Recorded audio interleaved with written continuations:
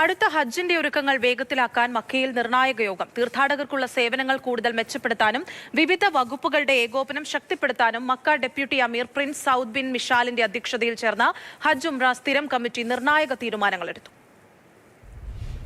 നിലവിലെ ഉംറ സീസന്റെ പുരോഗതിയും അടുത്ത ഹജ്ജിനായുള്ള പ്രാരംഭ തയ്യാറെടുപ്പുകളുമാണ് യോഗത്തിൽ വിശദമായി വിലയിരുത്തിയത്.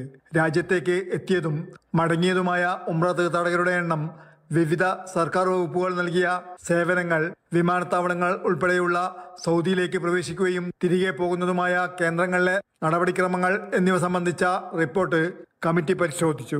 അടുത്ത ഹജ്ജിന്റെ ആസൂത്രണത്തിന്റെ ഭാഗമായി നടത്തിയ ശില്പശാലകളുടെ ഫലങ്ങളും യോഗത്തിൽ അവതരിപ്പിച്ചു. തീർത്ഥാടക സേവനവുമായി ബന്ധപ്പെട്ട 60 സർക്കാർ സേവന സ്ഥാപനങ്ങൾ പങ്കെടുത്ത ശില്പശാലകളിൽ നിന്നുള്ള നിർദ്ദേശങ്ങൾ കമ്മിറ്റി വിശദമായി ചർച്ച ചെയ്തു. മുൻ ഹജ്ജ് സീസണിലെ വിജയങ്ങൾ കൂടുതൽ ശക്തിപ്പെടുത്തുക, വിവിധ വകുപ്പുകൾ തമ്മിലുള്ള ഏകോപനം വർദ്ധിപ്പിക്കുക, പ്രവർത്തന പദ്ധതികൾ കൂടുതൽ കാര്യക്ഷമമാക്കുക, ഓരോ ഏജൻസിയുടെയും ഉത്തരവാദിത്തങ്ങൾ വ്യക്തമായി നിർവചിക്കുക എന്നിവയ്ക്ക് മുൻഗണന നൽകണമെന്ന് യോഗം നിർദ്ദേശിച്ചു. സാധ്യമായ വെല്ലുവിളികൾ നേരത്തെ കണ്ടെത്തി പരിഹരിക്കുന്ന സംവിധാനം വികസിപ്പിക്കണം. തീർത്ഥാടകർക്കായി സുരക്ഷിതവും സുഗമവും ഉയർന്ന നിലവാരവുമുള്ള സേവനങ്ങൾ ഉറപ്പാക്കാൻ എല്ലാ വകുപ്പുകളും പരമാവധി സജ്ജമാവണമെന്നും കമ്മിറ്റി ആവശ്യപ്പെട്ടു.